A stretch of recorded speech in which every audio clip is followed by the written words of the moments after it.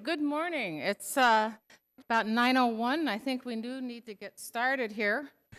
I just want to say thank you for all you for coming on this cold and rainy morning, but I guess it's going to be raining all day for the Minnesota homecoming, so it's kind of bad. But anyway, thank you for attending. I really appreciate the audience and everybody coming in, and I just really appreciate, my name is Susan Rosenberg. I'm president of the Richfield League of Women Voters, and we're really happy to see you all here, and we're really happy that we were able to put this on because an informed voter is a good voter, and so we really are glad to provide these candidates forum. And I just want to recognize a few of our members here because it takes a little bit of work to get this thing together. And first of all, Donna Drummond and Sue Sandall, they're over there. They're the ones that's going to be asking the questions, and they're the ones that's going to be kind of shifting through some of the audience questions when we get to that point. So Donna and Sue and Marie and Scalia, I don't know where she's at right now, but she's also going to be dealing with questions. Our timekeepers down here are Mary Supple and Jeanette Lofstrom. You candidates are going to pay very close attention to these two ladies. And Mary, you want to show there's the signs, and then there is a stop sign when she wants you to stop. That we also have some members passing out cards. They are would Nancy Lindbergh and Christine Malik, yeah, there they are back in the back. They are going to be passing out cards throughout the whole session because when you have questions, if you need some help in filling them out, or if you, anything that you need, these two women will help you with that. So don't be afraid to put your hand up. They're going to be just continually passing out cards and pencils, and as the forum goes on, the questions might pop up, so we'll be doing this throughout the whole session. Okay, I have to read some rules, so it's a little, this is the dry part. But another thing, I just want to thank the candidates for being here, because to do this, speaking as a person who did it 4 times, you did a lot, and this is a hard job to get yourself out there in front of people. So it's really great to have 6 candidates. And it's really good that Tim's bringing up the gender equity. I really appreciate that. So as a good Democrat, I appreciate gender equity. So anyway, and I'm going to go ahead and read these rules. But these are really important for the process to be successful. And so first of all, it's the League of Women Voters' mission is to promote citizen involvement in government and increase public understanding of major public policy issues. We believe that an informed citizenry is the foundation of effective government. The League of Women Voters is nonpartisan with respect to candidates and our parties. Shouldn't have mentioned that, should I, before? I'm sorry. We do study and take positions on the issues. The forum is not a debate. Candidates will take turns answering questions, first those prepared by the League of Women Voters, Richfield members, and then written questions from the audience. And that's what I was saying. As this goes on, if you have questions, please write them down and give them to the 2 people that are circulating throughout the morning. This forum is taped for broadcast on cable, so we ask that the audience be as quiet as possible. So please, no applause, no cheering, nothing during the forum, because we really want to have the time spent on our candidates. The order of speaking will be determined by drawing numbers, and I'm sure Donna and Sue, you got that all completed so they know when they're speaking. Okay, this is important. This is the timekeeping, and this is something we have to keep in mind. Each candidate's introductory remarks will be 2 minutes. The league questions will be answered in 1 minute. Candidates will have 1 minute to answer audience questions, and closing remarks will be limited to 1 minute. These times will be strictly observed. One of our members, and that's Mary, will be serving as timers and will hold up a warning sign or a stop sign. When the stop sign goes up, that means that your time is up and you have to go to the next person. And I also just want to emphasize that this forum will end at 10:30, and that is time certain. And so what I'm asking the candidates, if they will hang around in the foyer afterwards for as long as needed. We have no time limit on our space here. But if we've got people here that need questions answered, just please be ready and able to spend some time doing that, because that's important to have our voters' questions answered. So we have all 6 of our candidates. Wonderful. Okay, members of the audience, you are invited to submit questions on index cards. And we do have small and large ones here. And like I said, we do have people ready and able to help you with whatever you need as far as your questions. And we reserve the right to screen all these questions. Our intention is in good faith to select questions that represent the interests expressed by our members. But we will take the time to group them if we get several questions along the same subject matter. And so if yours is not answered exactly the way you wrote it, it could be that it's similar to many others that are being asked, because only one question of that subject will be asked. Questions will not be asked if they are illegible, on personal matters unrelated to the elective position, unclear, inappropriately hostile, antagonistic, or belligerent, and if they're submitted for making a statement rather than gaining information.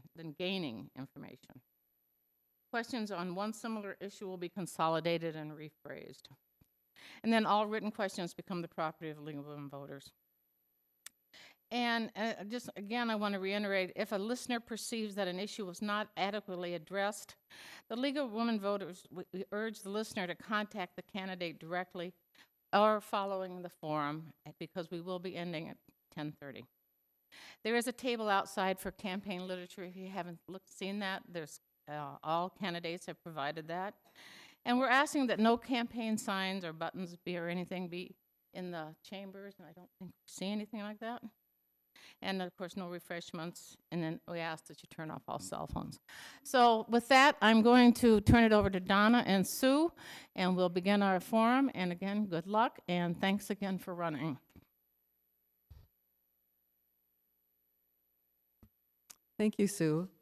We'll start with introductory remarks. You'll each have 2 minutes to introduce yourself, and we'll go in the order that you selected your seats. And after that, we will be doing kind of a random number generated order, so you won't always be going first, you won't always be going second or third, and you won't always be following the same person. So, but we'll start with Ms. Olmsted.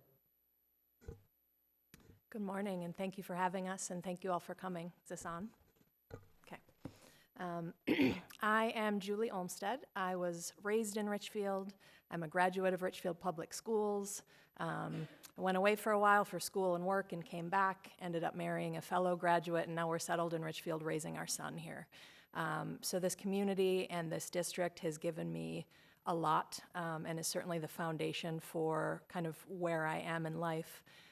And so I just feel like now that I'm here and I'm settled, it's time to give back. And I think that this is a really important way for me to be able to do it. I served on the Richfield Human Rights Commission for a few years. I am a former educator in higher education, but I worked with students all the time with multi-million-dollar budgets, and sort of dealing with students in college readiness and coming straight from high school. I'm currently a lawyer, and my job at this point is every day to listen to my clients and to advocate on their behalf. So I'm accustomed to knowing both sides of issues and really advocating for people who can't advocate for themselves, and just sort of listening to the broader communities at large. My personal reason for wanting to be on the school board is I had kind of a tough experience with my son in the district and was looking for answers to the problem that we had, and I couldn't find them. And I looked through the school board policies, and I looked into the Minnesota laws and statutes, and I was just having a real problem finding some of that information. And I thought, information that affects the well-being of our students should really be as transparent as possible and should really be as accessible as possible to parents. And so that was sort of my initiation into this, but now I'm certainly interested in a lot more issues and the general betterment of the student population and the community. Thank you. Ms. Cole? Okay, Good morning, everyone. I'm Paula Cole, and I ran for Richfield School Board 4 years ago, hoping to bring a missing perspective, that of immigrants, English learners, students growing up in poverty. And I was elected to this position as the first Latina on the school board in a school board district, and similarly in a community where more than 40% of students and their families are Hispanic. I am deeply committed to public education. This is my 7th year as a public school teacher in Minneapolis, where I have been a first grade teacher, second grade, 5th grade teacher, and now I am a math instructional specialist for grades K-4. I'm also really committed to just really community issues. I was a founding member and president of the League of Latino Educators from 2015 through 2018. I have been delegate at the Minnesota School Board Association for their delegate convention in December, where we were together, members of all from all the places in the state, to develop the legislative platform for the upcoming legislative season. I live in Richfield with my husband, our 2 children, our dog Joey, our 2 cats. I enjoy reading, and I'm trying to learn how to knit. And and I'm just really happy to be here today and having this conversation. I want to thank the League of Women Voters for really putting these events together, not just for the school board, but also for other legislative positions. Thank you. Thank you. Ms. Leutenegger? Well, thank you for being here today on this pouring day, bad day. I'm Susie Leutenegger, and I've been a resident here in Richfield for 32 years. I instruct exercise classes here with the City of Richfield, the Richfield Community Center, for 34 years. And so I've got a lot of friends here in Richfield that I've met. I have a husband that is working at Hennepin County Medical Center as a nurse anesthetist, and I have a daughter who is in the back there, and she is a second year at nursing school at Concordia University. A son that graduated from St. Olaf last year, who is a nurse at Southdale Fairview. And let's see, I did a lot of involvement in the schools over the years when my kids were in school. They both graduated from Richfield High School. Heavily involved in the sports, being a volunteer. At the middle school, I volunteered many times doing tours, and I sat on the academic committee and the strategic planning committee. And let's see, I've been in the community a lot, so I know a lot of people, and I feel like I can be that bridge between the city and school. So thank you for being here, everybody. Thank you. Ms. Brockie? Good morning. My name is Crystal Brackey, and I'm thrilled to be here with all of you this morning, and also a special hello to people who are going to be watching this recording later on. I am currently on the school board, this year serving as board chair, and I'm hoping to earn the community support for a second term on the board. I have a deep commitment to excellence for the students who are in our schools, both in academics and in the experiences that they and their loved ones are having in our buildings. And I think it is the district's responsibility to be innovative and equitable in how we are providing opportunities for success for all of those who are in our buildings. I am excited to share much more in the conversation to come this morning about who I am, about my beliefs and experiences, and about the issues that are facing us as a district. And I wanted to close also just by echoing what Paula said in appreciating the League of Women Voters for this consistent service of providing candidate forums for our community. I think it's incredibly important, and thank you so much for doing this and for having us this morning. Thank you. Mr. Dahl? Good morning. Sorry. It's a little louder than I thought. First of all, thanks to the League of Women Voters for putting this great opportunity on for us to get out and speak to the community.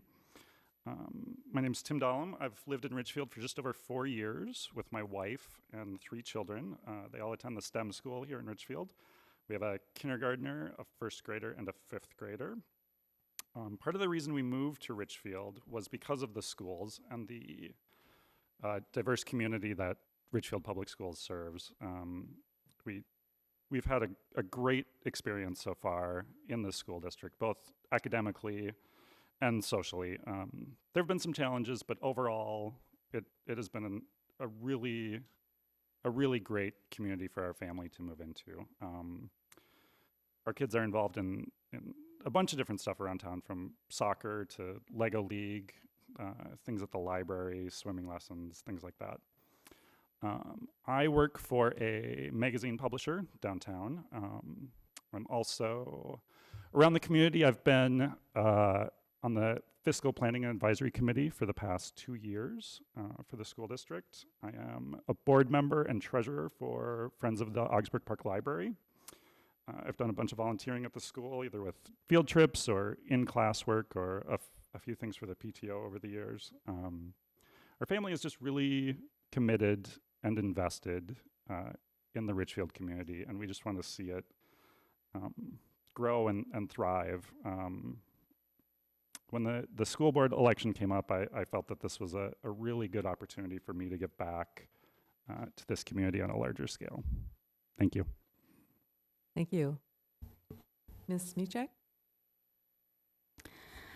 The 2016 election was my third presidential election as a middle school social studies teacher, but it was pretty different from the others I had experienced. And the morning after the election, I wasn't really sure what my lesson plan should be that day, so I left it up to my 8th graders, and what they really needed that day was to talk. And we'd gone pretty deep in class discussions before, but they'd never shared their personal experiences with systemic racism and institutionalized racism. But that day they did, and their stories were heartbreaking, and they changed me. One of the things I realized that day was that if policy doesn't change, then systems can't change. And if systems don't change, then the experiences of our kids aren't going to change either. So I felt called to create some change and transform education. So a couple of months later, I enrolled in a program to earn my administrative license. When I finished that program, I was hired by my school principal team. And last year, I had the privilege to work with amazing colleagues and students and families and community members to reimagine what school could look like. And the outcomes were pretty incredible. So in the spring, I was hired as the Assistant Director of Innovation, Design, and Learning for my school district, and I'm now working to transform our system at a district level. So now I'd like to tackle policy. I want to serve on the school board to support and guide policy that'll allow district and school systems to innovate and transform education so that all kids can thrive. Because the cost of not doing that and keeping things the same is way too high. Thank you. We'll now move to the first question. And for this question, we will start with Mr. Dahlem. Why are you running for the Board of Education, and what are the motivating factors in your decision to become a candidate? And you all may have addressed this somewhat, but you can elaborate on this. And just a reminder that all of the questions from here on out, you have 1 minute for response. And the time running out goes up at about 45 seconds. Thank you. Go ahead, Mr. Dahlem. Thank you. Yeah, I'm a huge proponent of public schools. My mother was a public school teacher in 4th grade, and now my wife is a public school teacher also in 4th grade, and we've sent all our kids to public schools. We never really considered doing anything else. I really just think it's, as I was saying in my introduction, I feel like I really just want to improve and grow our district so it can serve our great and diverse community. There's just so much that can be done to improve things and make it better. And I think I would be a good candidate for that. I'm someone who can listen and take in information from a lot of different sources and come up with a solution that hopefully meets everyone's needs. Thank you. Thank you. Ms. Smichek? All of the work that I've done in public education has been for Hopkins schools, and I want to invest more in the community where I live. One of the things I always taught students when we were doing service learning is that if you combine your personal interests with your talents and your gifts, you're most likely to maximize the impact you make, and you'll make a bigger difference. So serving on the school board would combine my passion for education with my skills and experience, and so I think there's no better way for me to give back to my community. I also have a deeply personal reason. My husband and I are expecting our first child in January, so she'll be a Richfield class of 2038. So I already want the best education for her, and that's what all parents want and all kids deserve. So I'm running to do something to serve my community and hopefully something really important for my daughter. Thank you. Ms. Cole?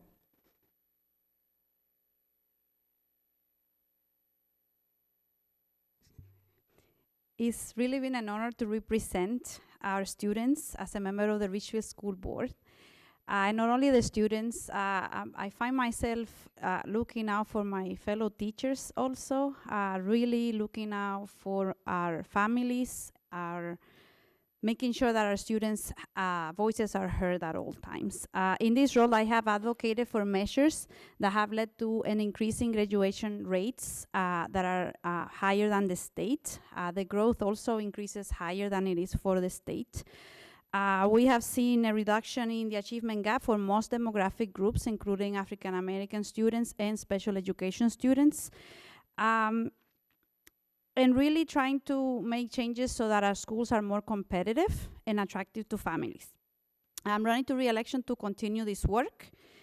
And I would also like to work on something that still hasn't happened, and is really closing that gap for Hispanic students and English learners.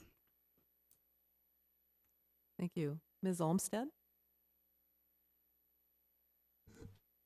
So, like I said, my initial thought about running was based on a personal experience that I had in the district, and in trying to kind of understand more about that and change that, I actually went straight to Crystal and had a lot of conversations with her, and found her very helpful in kind of allowing me to wrap my mind around what was going on, and I also felt as if I could make a difference moving forward on this particular issue. So the ability to be involved like that with the community, with parents and residents who have issues, is incredibly important to me, I think. And I think I have the temperament and the background to be a thoughtful, thorough board member and listen to communities who perhaps haven't been as listened to as they would like to be in the past. And I think just continuing to move the school district forward. So that's why I'm running. Thank you. Ms. Brackey? So after serving almost 4 years on the board, I believe that we are in a place as a district where there are good things to celebrate as far as progress that has been made. And I also think that there are things that we need to continue to challenge to do better and do differently within our district. And so I thought a lot this summer about whether I was going to run for re-election and what I have personally contributed over the last 4 years on the board.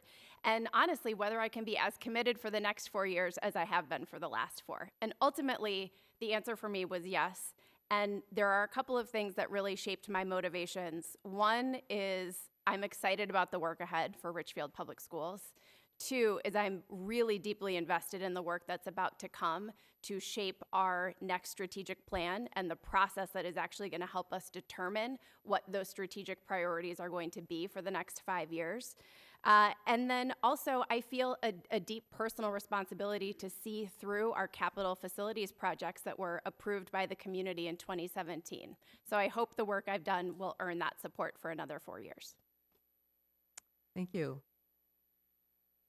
Our second question is, and for this one we'll start with Ms. Cole, what have you done in the past to prepare yourself to be a school board member? I think the best thing that I can think of is my ability to work with different groups of people who feel differently about things and being willing to be open to change, but also to have the spirit to try to persuade others into some things that I feel are better for the district. I am highly skilled in education for elementary students. I have the cultural and language background to understand what a lot of our families are coming through. I am a community organizer. I enjoy talking to people and really listening. And really my ability to go through our very lengthy board packets and reviewing everything and making sure I ask questions whenever I am not sure about something, and really reaching out to others when I don't have those answers. Thank you. Ms. Brackey? So I started my career 20 years ago as a teacher in rural North Carolina, and in the years since have held leadership roles for a national nonprofit. And I do think that combination of classroom experience and managing multi-million-dollar budgets and large teams is invaluable when sitting on a school board. I also have a master's degree in education policy and management, and the last 4 years certainly have sharpened my understanding of policy and governance in action, and what does it look like to actually do that work in practice.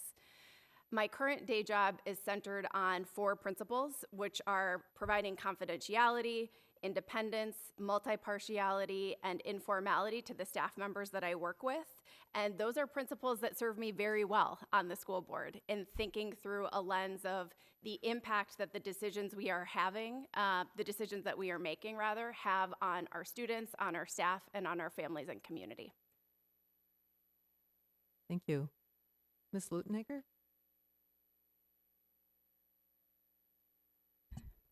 I've had at least 15 plus years helping out in the schools, volunteering, working with the community center in the city of Richfield. I've been out in the community, and I feel like I have a good feel of what the residents want to see with our schools. And I think that's going to help me greatly, that I reach out to a lot of the residents that might not know what's going on in the schools.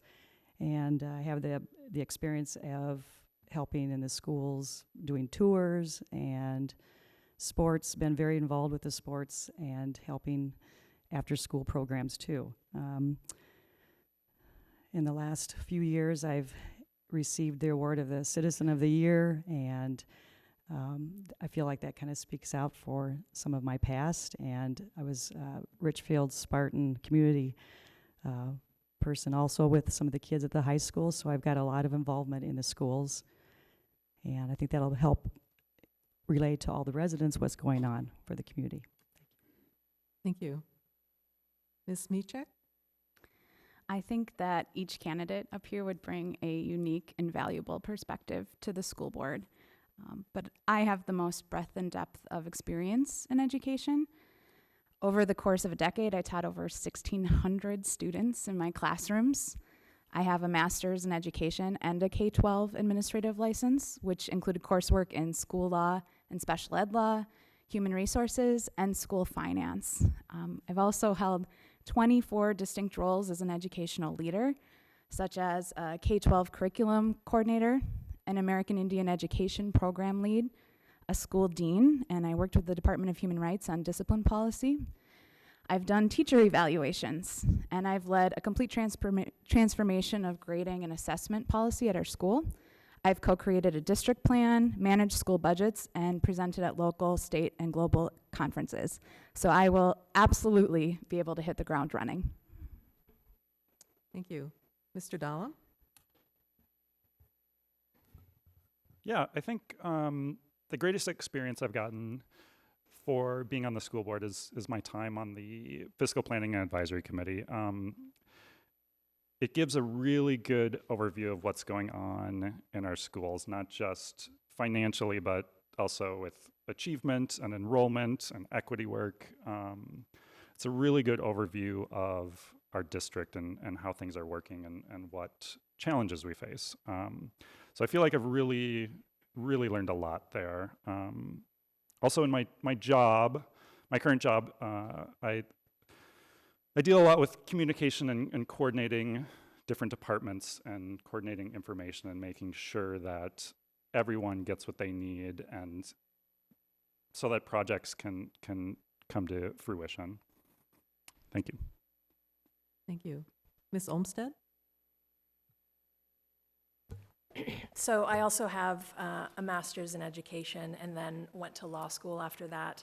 And now I work for a nonprofit helping disadvantaged clients with their legal needs related to their medical diagnosis. And so I think for that, as I've said before, just the ability to listen without judgment and to think critically about the best solution for them, but also the best solution for the problem, the greater problem in general. I also think personally, I've lived in Richfield over half my life. I've got a son in the district, so I'm invested not only in his outcome, but the outcome of his peers and the greater community. Thank you. For the next question, we'll be starting with Ms. Smichek. The question is, as a school board member, what would be your major priorities?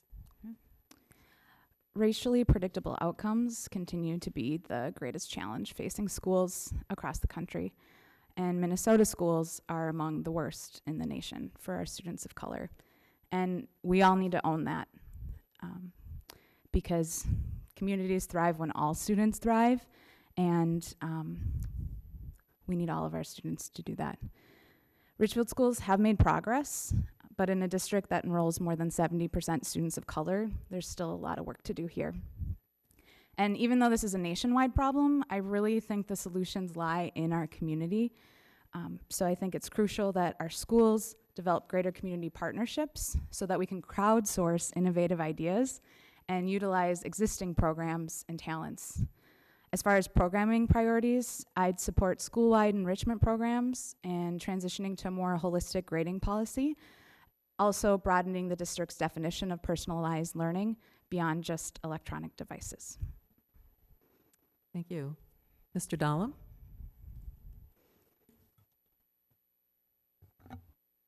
Yeah, I think also one of my biggest priorities would be getting the community more involved and invested in our schools.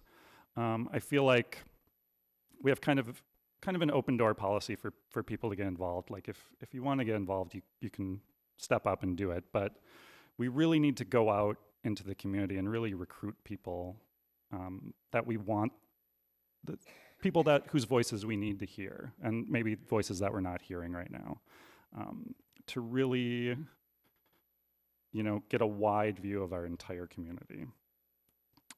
There's also, working on the achievement gap and making sure all of our students are meeting the achievement levels that we want, and keeping a good, keeping our fiscal responsibility going. Oh, thank you. Thank you. Ms. Brackey?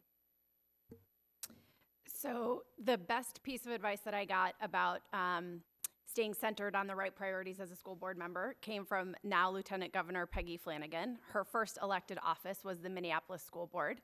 And she told me, excuse me, that your charge as a school board member is to represent the community to the board and the board to the community. And ever since I heard that, that is something that I have tried to come back to as a center.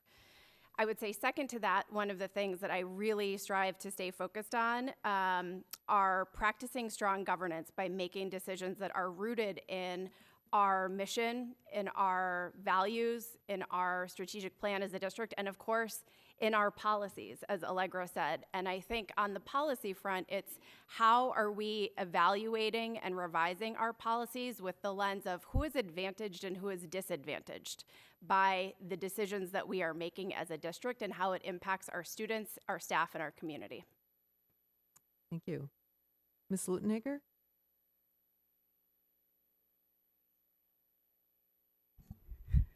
Start out with the community being more involved, and that means like getting senior citizens involved in our schools again, helping with the reading programs, utilize that, working with the city more on programs, after-school programs, summer programs, and utilizing our resources with the city also.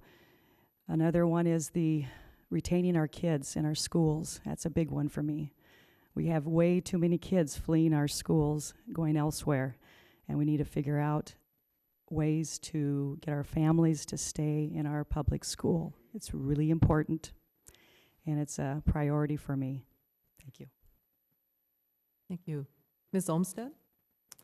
I don't disagree with everything that's already been said. I think those are all the right answers. The strategic plan starts sort of planning in January, which allows for the future in the next 5 years of Richfield schools and how it integrates with the community. So I think that is certainly going to be the most important achievement and accomplishment of the board and the community in the next little bit.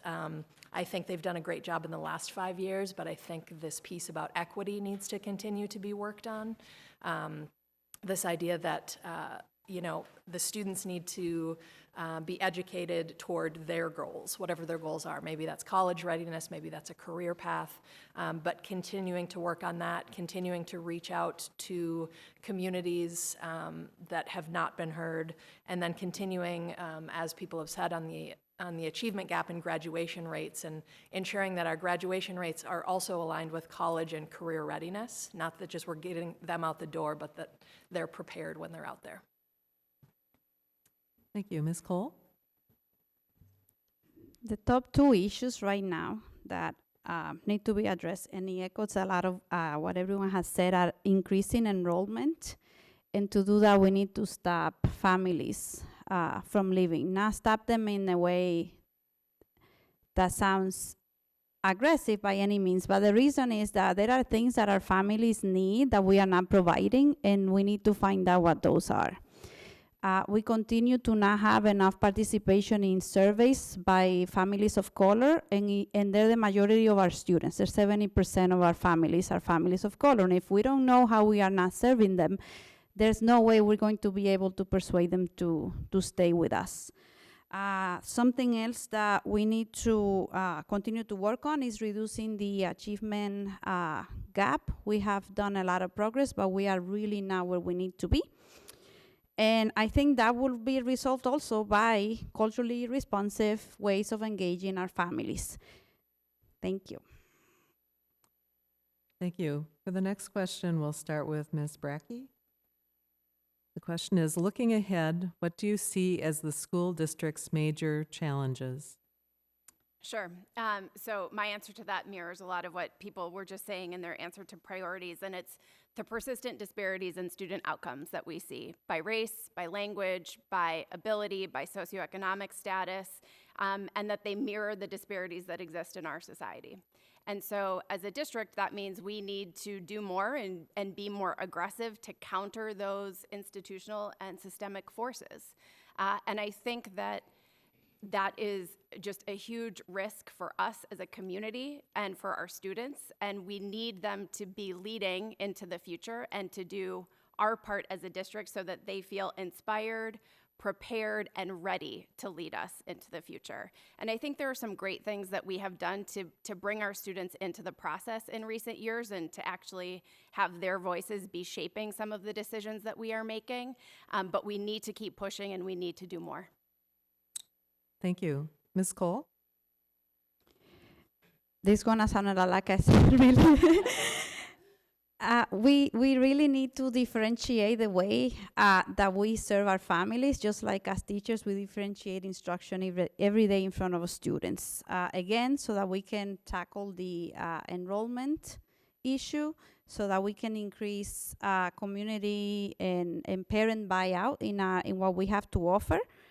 And really, finally, eliminating the achievement gap that, as Crystal says, not only racial, it also has to do with special education students who qualify for free and reduced price lunch, even male and females, there's a gap. And I just really want to see every child succeed and also see them be ready for the world when they graduate high school. Thank you. Thank you. Ms. Lutenegger?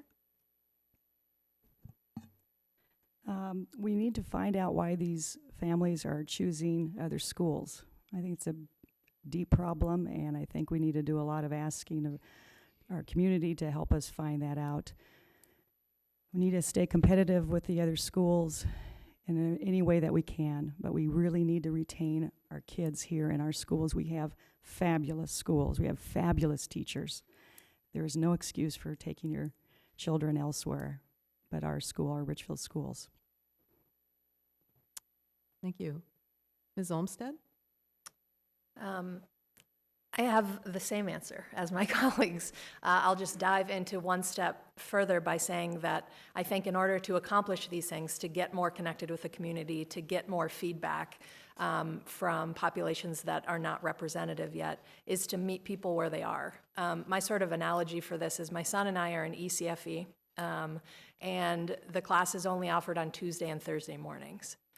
I'm super fortunate that I can work part-time and that I can have Thursday morning off to go with my son to this class, but that's not the majority of the people who live in our community. So in that example, how are we offering this service to other parents who can't take off Thursday morning from 8:30 to 10:15?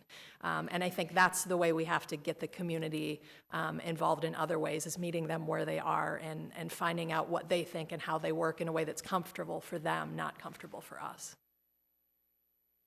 Thank you. Ms. Smichek? Yesterday, I was attending the National Progressive Educators Network Conference in Minneapolis. And one of the things the keynote speaker said is that if everyone in your organization is comfortable, but your students aren't achieving, then you're not doing racial justice work in your organization.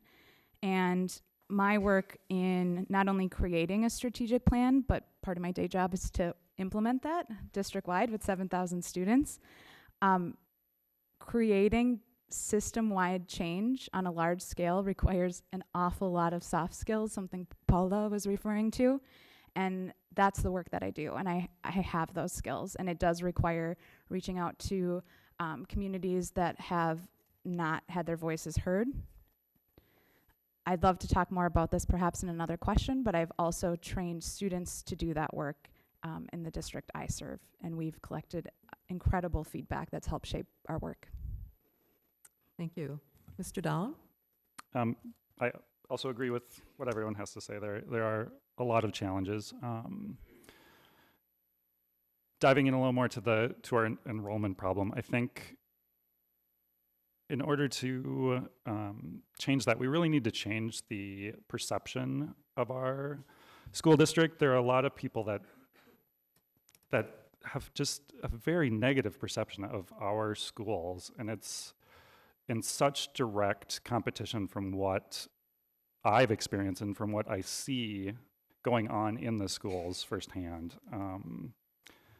I feel we have a great school district, and so many great things are happening. We just need to get those stories out there and let people know just how great our schools are. I mean, there are obviously many challenges too, but there's a lot of great things going on that we just need to get out there and express. Thank you. Thank you. The next question is kind of a flip of the previous one. What do you see as the school district's opportunities? For this question, we'll start with Ms. Olmsted. I think that we are in a unique position because the majority of our school district and our students are students of color, and there's so much diversity in the community. I think if we can harness that, that puts us in a unique and incredible position above other communities and other school districts. So I think if we can accomplish that, not only can we see those achievement gaps decrease, but we can see those graduation rates and the college and career preparedness go up. And I think that again, if we can figure out a way to do that, I think that's going to be incredible. And I think that the capital improvements being done is going to help quite a bit with perception of our school and general feelings of our school in the community. And so I'm excited to see those continue to play out. Thank you. Ms. Brackey? I touched on this at the end of my answer to the challenge question, so I'm glad you brought it back up. I think we have a great opportunity to do more collaborative co-creation of policy with our students, with our staff, and with families and community. And we started this in the last year. So this past year, we have pretty radically revised policies related to our behavior policy, dress code policy, and also our attendance policy. And at every point in the process, we had all of those different groups involved in giving feedback and shaping and changing how those policies actually exist in our district.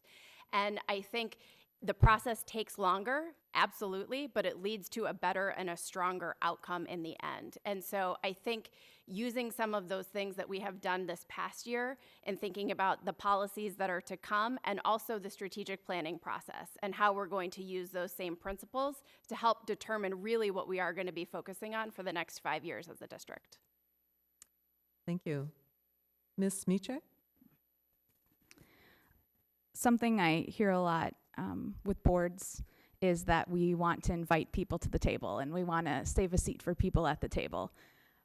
My experience has been there's a lot of tables already out there doing great work, and we need to humbly ask if we can have a seat at those tables and do some listening. And I think that will give us a better perspective of what's going on in our community and how we can improve our schools. In my experience as well, like I said, I've trained students to create surveys, conduct interviews, and they made a plan as a student-led organization to attend dozens of community events where community members were already attending to collect feedback. And from there, they synthesized and analyzed the feedback to present to the board for our strategic plan. And so through that, we had hundreds of voices that were authentic and within the community, and the students had amazing experiences as well. Thank you. Ms. Cole? Crystal made reference earlier about truly thinking over the summer if she was going to run. So did I. And eventually it came down to all the excitement I feel for the work that we have done that gives me a lot of hope about what's coming for our district. Changing the high school to having a 7-day period so that we have more seminar opportunities and have increased the amount of students of color taking advanced classes and college credit bearing classes from 41 to 59%. We brought the seal of biliteracy education to the high school diplomas for those students who have earned it. We have changed the way that we screen students for gifted and talented program, taking it away from teacher referral to just basically screening everybody. We have really shown our commitment to early childhood education, opening programs even when they hadn't been funded by the state. And we are really into creating career pathways for high school students who feel that college is not their path going forward. So I'm excited. Thank you. Mr. Dahlem? Yeah, I, again, agree with what everyone has to say. We have, I feel right now in our school district, we have a really strong momentum moving forward. A lot of great things have been happening over these past few years with just what everyone has said and the remodel and all that stuff. You know, if we can just keep this momentum up and keep pushing our schools to be greater, I think we can really, honestly, I think our school district can become the cornerstone of our Richfield community. Richfield is such a unique city, just with our size and our the makeup of it and just where we are. It's really unique within the metro area, and I think with that uniqueness, we can really build something great. Thank you. Thank you. Ms. Lutenegger?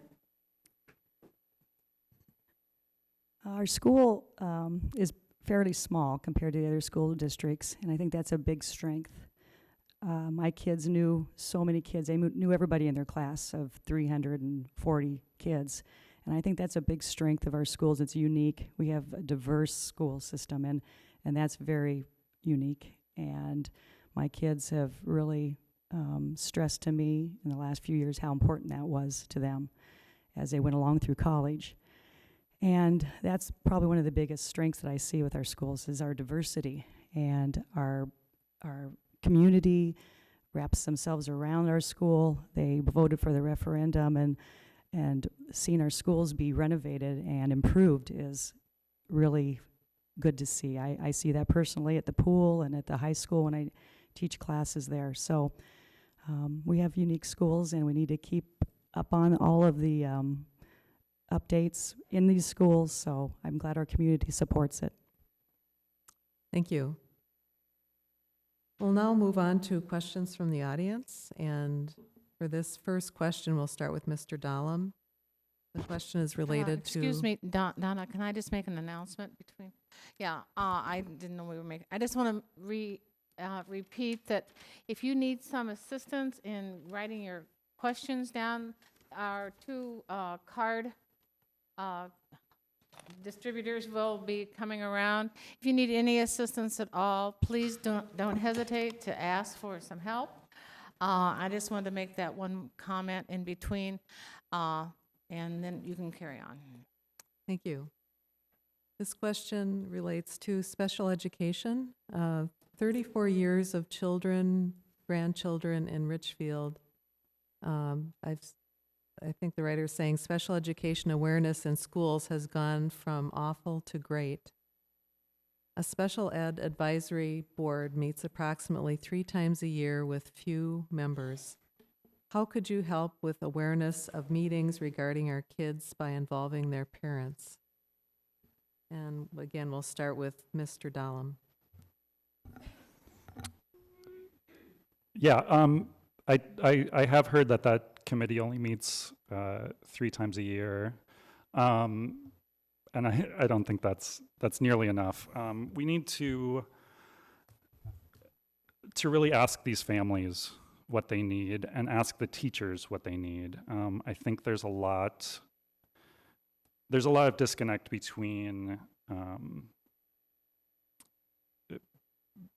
what's actually happening there and what's needed. I think it's a very complex but important issue that the board needs to be aware of and really take a strong stance on. I think putting as many resources as possible as we can into our special ed programs is very important. Thank you. Thank you. Ms. Cole? For this one, I'm thinking of what Allegra said about going to where these groups are already meeting outside of our school walls. The reality is that we don't have, we need to go out in an outreach manner and reach out to families and say, have you heard about this? Have you heard about that? Let me invite you to this, and invite everyone who's involved to do the same. And this is why. We sometimes have this misconception that absolutely every family is going online to check what's going on at the school and to check the agenda, and that's not happening. And if we don't, we have done great things hiring a outreach coordinator for Native American communities. She's done incredible work in just 3 years in the amount of families that have come to our district. We need to do that for absolutely every demographic group that we represent to ensure that they are part of the conversation, because we need diverse solutions, and we need that through diverse representation at those committees. Thank you. Ms. Lutniger? I think we need to be meeting more than 3 times a year, number one, and find other ways to get the message out to these other families. As she was saying, that a lot of families don't have computers, they don't check it. There's got to be other ways to get to these families the information they need. We need to spend our time and money and find out what's missing in our district and work on that. And I hope that I can help on that. Thank you. Ms. Brackey?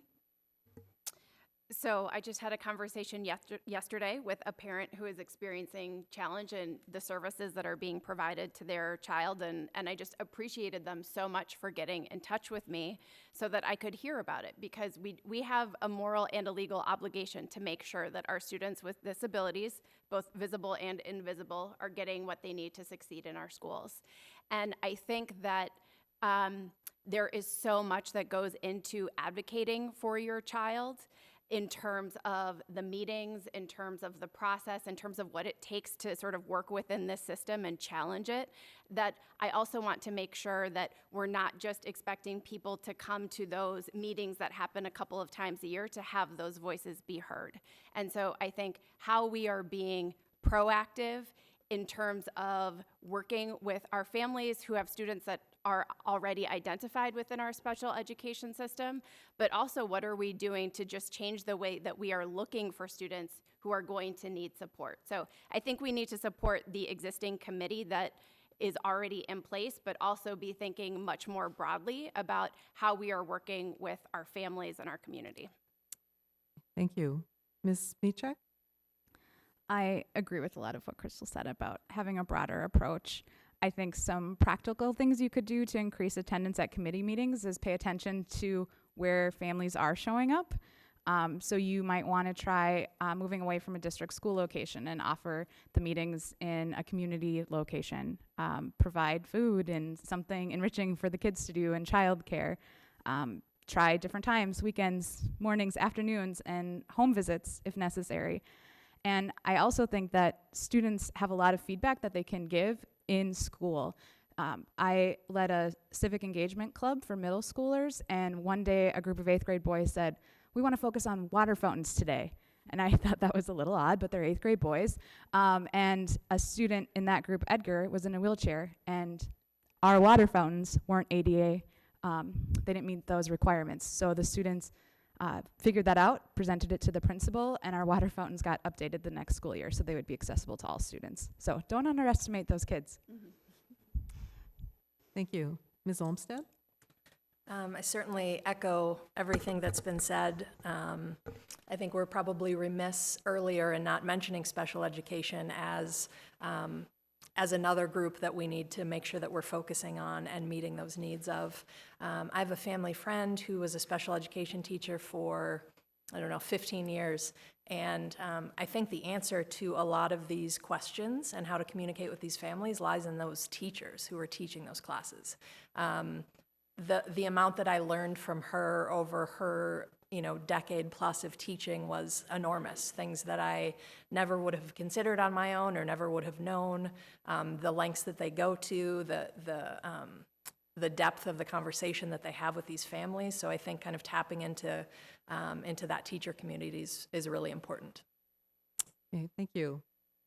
For our next question, we'll start with Ms. Luteniger, and it is, what specific actions or policy changes would you make to help the school board work more closely with the city? Well, I know they have it televised on cable, and that's a good start. Making sure that in the Sun Current that people know when the meetings are and that they are all welcome to come to the meetings. The quarterly newsletter that goes out, and that's a good way to get across that the school boards are meeting, that every person in Richfield can go to those school board meetings, and I think that we're utilizing it pretty well, but if the city and the school would work together, they can promote that even more in the city brochure that comes out 3-4 times a year. That would be a nice thing to add to the Richfield brochure that goes out, and phone numbers and whatever else we can get the word out that people are all invited to come to the school board meetings. Okay, thank you. Ms. Smichak? I think we should start by working from the assumption that we're on the same team and we're doing the same work together in a lot of ways. I've seen some amazing partnerships already happen. The city is offering internships for students, and I think that's a great way to capture some talent and brilliance from our young people and utilize that in the city, but then also give them some opportunities there. The school supplies drive this summer was amazing, and the turnout was incredible, and I think that just shows the power of community and city groups working with the school. As far as future opportunities, We just need to work together more, and we need to be creative about how we get young people working in the city and how we get city voices within our schools. Thank you. Ms. Olmsted? I think, so the school board has district liaison positions between, the school board and any particular other department, and I think making sure that we are active in those and that we are not only listening to what those groups have to say and how that affects the school board, but we are also communicating information to them. And I think, again, like Allegra said, this idea that we're on the same team, that we have the same goals is important, but also that we're just sort of inextricably linked. I mean, the school board and the district schools aren't just for people who have kids in the schools. There's a necessary link and relationship between how good the schools are, how well our students are being taken care of, and how the community is doing, and vice versa. So understanding that and creating better communication pathways, I think, is important. Thank you. Mr. Dahlem? So the great thing is, in my talks with members of the city council and the mayor and the city manager and the school board members, everyone wants to work together, which is huge. And I think there's a lot of opportunities for the schools and the city to work together. They've already started some work with working on their marketing and communication together, like the joint calendar that came out earlier this year. I think is a great idea. There's some overlap in our community education, the school's community education, and the city's park and rec. There's a lot of opportunity there to work together, where if we're both not doing exactly the same thing, but in the same realm, and if we can combine our forces, we can get a lot more done. And just that, it's just great that both organizations really want to work together. Thank you. Thank you. Ms. Cole? In the last 3.5 years that I've been serving on the board, I have seen exponential growth in the relationship between the school board and the city of Richfield. We have gone from meeting a couple times a year for study sessions to now having people from both institutions just meeting separately and then coming to us and report. That's where the idea of the joint calendar came in. We also have incredible communication when we know about things that are happening around housing that might have an effect on enrollment, communicating about, births in the city.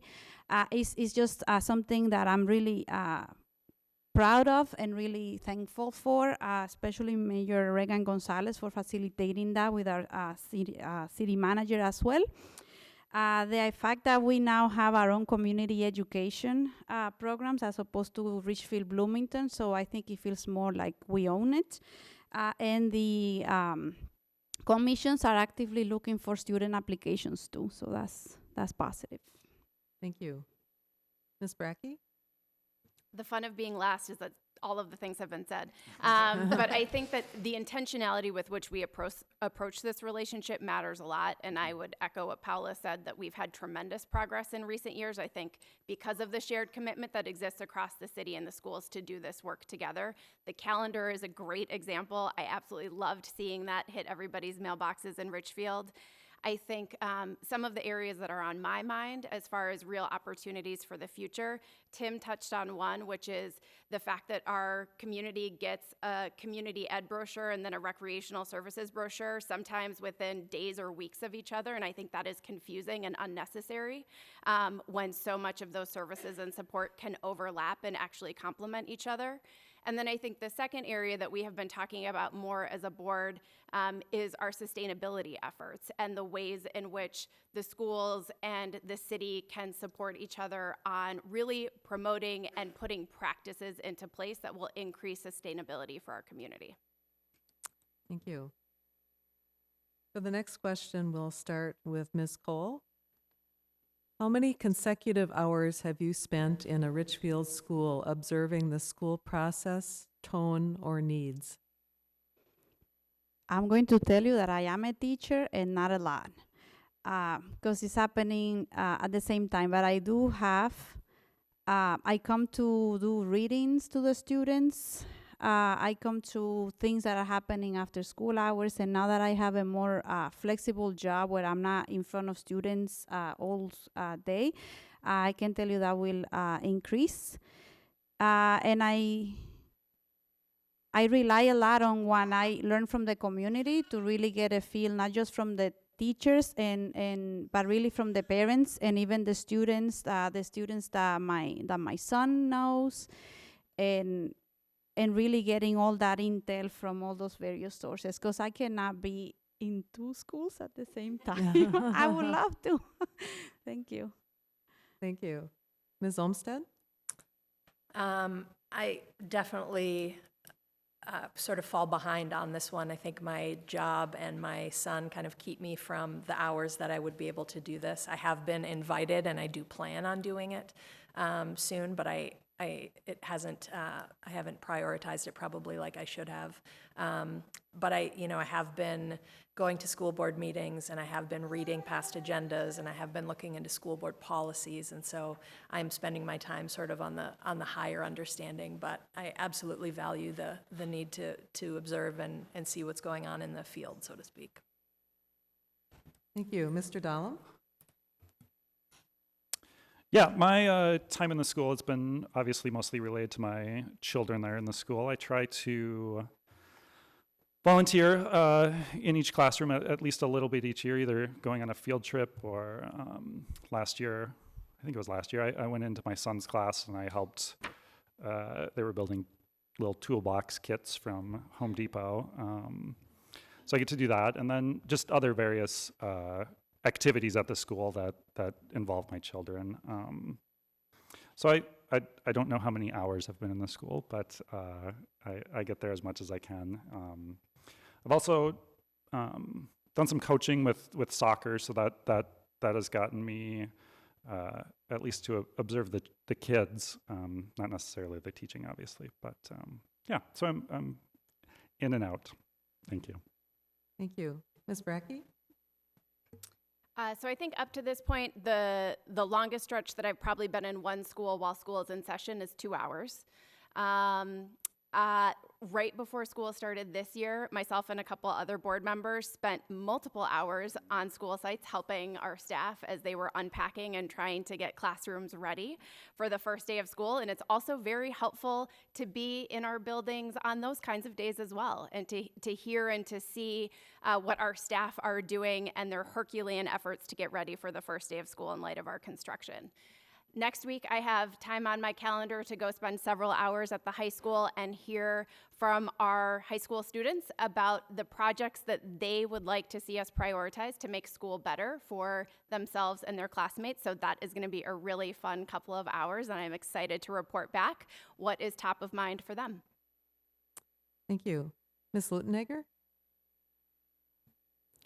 Well, I instruct at the pool, so I'm there about 6 hours a week, and I instruct at the high school, so I'm there about 4 hours a week, and I get to engage with some of the students when I'm passing through and get to see what's going on there. I spent a lot of time in my years past, and I still do, with Nordic team and soccer team, and help volunteer and have pasta dinners for them still. Forming different bonds with those kids still is very important to me, because I absolutely love being around kids. It makes me happy. So I feel like I am in the schools quite often, and whether it be I'm teaching a class there for seniors that live here in Richfield, or if I'm just in there hanging around to see what's going on, I feel like I'm in there quite often. I hope they don't mind. Thank you. Thank you. Ms. Smichak? Well, I live across from Fremont Park, and we have a pug. So our front lawn is basically an extension of Fremont Park for our neighborhood children. So I spend a lot of time with Richfield students in my neighborhood.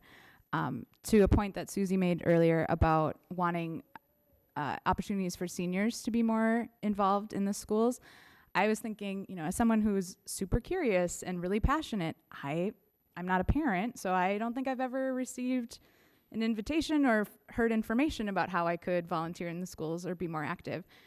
I'm sure there are many, many opportunities, and that's something that we should communicate better and more widely to our community, because I think, speaking for myself and probably speaking for many of you in the audience, we would love to do that. Thank you. For our next question, we'll start with Mr. Dahlem. Assuming that the district's budget is projecting a shortfall, how would you determine whether budget cuts are appropriate versus asking voters to consider an operating referendum?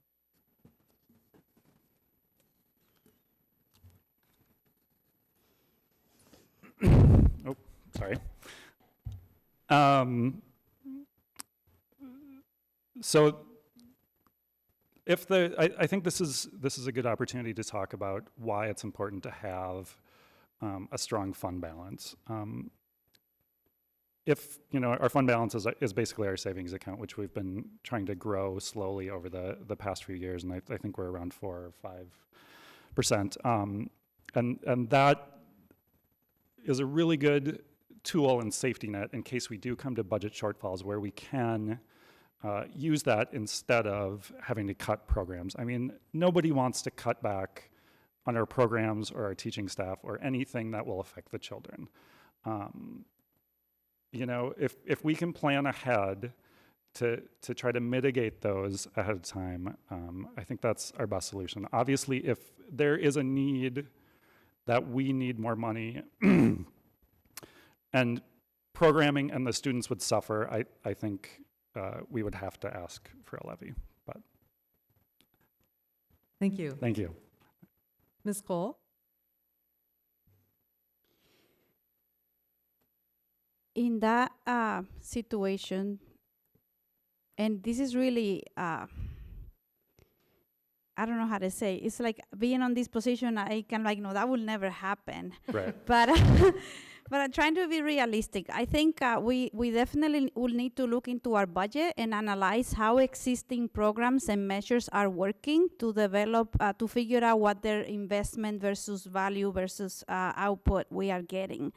I will definitely, my first priority will be to respect whatever measures we took based on voter approved levies. Because if we promise voters that with their support we're going to keep class sizes at this level, that's definitely not where I will start cutting. I think we need to be very honest with how we do that, but really analyzing and thinking about priorities.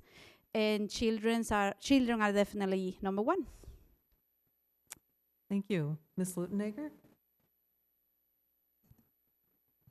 I would first of all say that the children are a priority, and we would need to try to always be in the positive end of the finances and looking to see where we could possibly cut back. You hate to have to do that, but sometimes it's necessary. Be very careful about having another referendum after one, you know, spread that apart if you need to, because residents would not appreciate having 2 or 3 referendums in a row. So I think we just need to really analyze our budget and keep on top of it. There, thank you. Thank you. Ms. Michak? When it comes to referendums and school budgets, it's not just about spending money, it's about getting a community return on investment. So it's reasonable for taxpayers to expect that if they're contributing more, that Richfield schools are the #1 choice for Richfield families. As someone who's managed and worked really closely with school budgets and district budgets, I know that there are definitely some efficiencies that you can find. And one of the problems is that we often say, like, we have to keep doing things the way they've always been done, so we need exactly the same funding. And if you're being more creative, you can find a lot of solutions within your current budget. So I think we need to be constantly evaluating the efficiency of how our dollars are spent and be creative. If that's being done with fidelity and more resources are required, then I would support a referendum for further funding, with the expectation of that investment paying off in a multitude of ways. Thank you. Ms. Brackey? So there are a couple of things that I would do. One, you have to look at what is the amount of the budget shortfall, and as Allegra was just saying, what are our current programs and how effective are they? We need to look at our fund balance and what that is at and the extent to which we could utilize our existing fund balance to offset a budget shortfall. I think you also have to look at the overall tax burden on the community. It's the schools, it's the city, it's the county, it's the state, it's the federal level, and we need to look at the full picture because that is what our community is contributing. And I think the last thing is we need to talk to people about this if this is a real possibility. We need to go out to our community. We need to ask questions about what they value, what they support. It is not a decision that would ever be made lightly or should ever be made by the school board or the Fiscal Planning Advisory Committee alone. Thank you. Ms. Olmsted? I can't add anything that hasn't already been said and eloquently, except to sort of echo what Crystal was saying about the need to communicate with the community. If it did come to a referendum, having just had one, I think there needs to be just incredible transparency on what happened with that money, what's happening with that money, why we need this, how we're going to be accountable for this. I don't think that you can just sort of just keep going back to that well, so to speak. So I think that does need to really be a community effort, and there needs to be very clear communication on what's going on. Thank you. We may have time for one more question before we do closing remarks.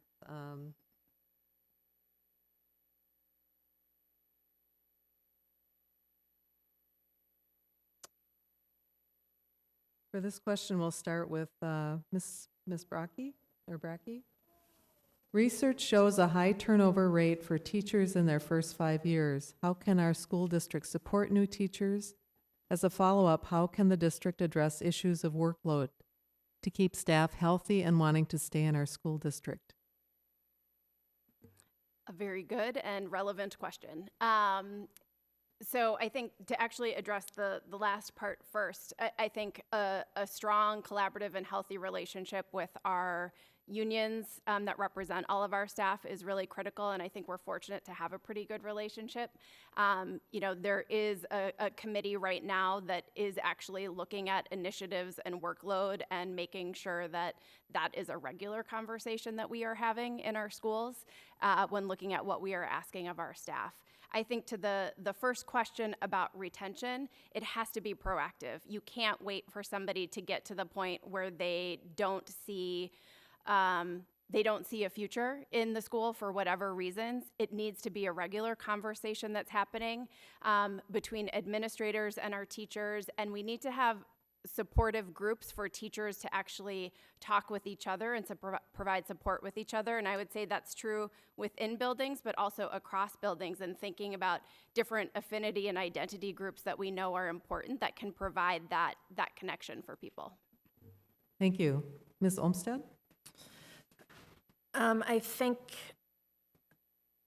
that all of that is true. I think giving teachers the opportunity to talk with themselves or talk with other groups to kind of find out what they feel like might be missing or what they would want. I think research on similar schools and what they're paying their teachers, what benefits their teachers have, kind of making us competitive in that way is important.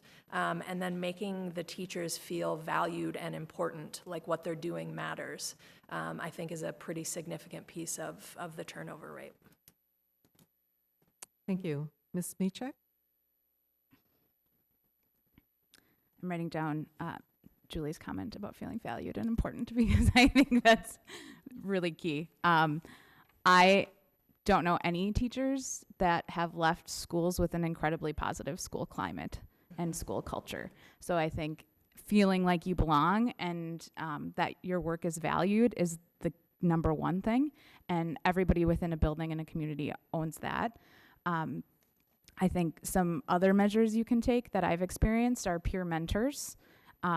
having really frequent principal feedback so that teachers feel supported, that if they're not doing as well as they want to be doing in the classroom, they have support and training and opportunities to improve, but that they're, when they are doing great things, that's recognized as well. New teacher cohorts, including affinity groups, I think that is a really good way to create that sense of community. And then I'd also support staffing to be available to new teachers as well. Thank you. Mr. Dahlem? Yeah, so mirroring what some others have said, I think having a strong mentorship program is really important for new teachers. My wife is a new teacher, and she just started actually this year. And seeing the workload that she has in this first month is somewhat mind-boggling for what a teacher has to do. I've obviously never been a teacher, but having lived with one, and especially a new teacher, it is an overwhelming task to be a teacher, and an amazing task. Like, special people are meant to be teachers, and I think just giving them support and making them feel welcome and supported, and having a system where we can have them have a mentor and somebody to show them what's going on and to help them get through those first really tricky first few months of school. Thank you. Thank you. Ms. Lutenegger? We need to help them feel safe and valued, and have an open door policy where they can walk into the principal and discuss problems that they have, support them as much as we can, and maybe possibly we could help them by utilizing volunteers more to help them in the classroom, keep our classrooms size down. I think that's a couple ways that I would feel that would benefit the teachers. So. Thank you. Ms. Cole? As a teacher, I have found that having mentorship in two ways is really helpful. Part mentors from the district, because sometimes as a new person in the building, you feel excluded, or you just don't know anybody else, but that person is that centering advice that you need, peer mentors to support you while you're in the school. Definitely having a school culture of collaboration between teams, because if I join a team and I have a veteran teacher in my team who's supporting me and guiding me, that really makes a difference. Giving the tools that teachers need to succeed, support with behavior and classroom management, and also good feedback about instruction, and helping new teachers to build strong communities within their classrooms to support all instruction throughout the school year. Thank you. We'll now move on to closing statements. And again, you have 1 minute for this, and we'll start with Ms. Smichak. Thank you. The last time that Richfield's school board race was the only thing on the ballot was in 2007, and there were less than 1,000 votes cast. So if you're here today or watching this, you're in the 99th percentile of engaged voters in Richfield, so thank you very much. But that means that chances are your friends and your neighbors and your family members won't have this opportunity to compare candidates and their views side by side. So please share your experiences here today and encourage your sphere of influence to vote. To learn more about my campaign, you can visit my Facebook page, facebook.com/Allegra for Richfield Schools. And while every vote counts in all elections, this will be especially true in this race. So it really could come down to a handful of votes. Thank you. Ms. Olmsted? I certainly second that, and I've spoken a lot today about why I think I'm qualified and what my background is, but I also just wanted to say that when I started thinking about running, I got really excited about it, and there aren't a lot of things in my adult life now and new hobbies and things that really make me excited to kind of do a deep dive into learning about things and where I feel like I would be a good fit. And so I'm really passionate about this. I'm really excited about the opportunity to serve on the school board. And again, I hope you vote and tell your other folks to vote. Thank you. Ms. Brackey? So first, thanks to the League of Women Voters for hosting us this morning and to the questions from the community. I really appreciate that. Also want to appreciate all of the candidates up here for their clear commitment to our schools and to our community. We've talked a lot this morning about the different ways that each of us would lead and serve as a school board member. So in my last moment, I want to bring it back to what matters most, which are the people who are in our schools every day. We have phenomenal students, staff, family members throughout our district, and I think it is the responsibility of the board to lead and to govern in a way that allows them to have the opportunities for growth and success that they deserve. So I hope that I would continue to have your support to do that work on November 5th, but most importantly, please vote, as has been shared, and get other people to vote. And then lastly, I will be in the back and would love to talk more if you have questions for me or if you would like to sign up for a lawn sign. Thank you so much for being here and for watching. Thank you. Ms. Cole? All right, last, let me say my name is Paula Cole, and I will be very honored with your vote on November 5th. Just one of your 3 votes, thank you. I have been very grateful for this opportunity to serve students and our families since I took my oath of office. I have worked to improve the way that we communicate, that we achieve equity in our classrooms, the way that we are able to save parents some money in college credit courses taken at the high school. And I do acknowledge that we have a lot of work to do. And I am hoping that you trust me to be one of those leaders that will get that job done. Thank you for your time and for being here. Thank you. Mr. Dahlem? Yes. First, thank you again to the League of Women Voters for hosting this forum this morning. I'd also like to take this time to thank the current school board. I think Richfield Public Schools is in a really great spot right now, and we have a lot of momentum moving forward, and a lot of great things are happening. And whether or not I'm on the board next year, I'm just very excited for where things are going with this school board or with the school district and this community in general. I think Richfield is just a great place to be, and I'm extremely happy that this is where I ended up and this is where I'm going to raise my family. Thank you. Thank you. Ms. Lutenegger? Again, I'm going to say what everybody else has said. Thank you for hosting this forum this morning. And I have a large passion for our schools and for our community. And I would love the chance to represent our community and take care of our kids. And I think our schools are top notch. I can't say enough about that.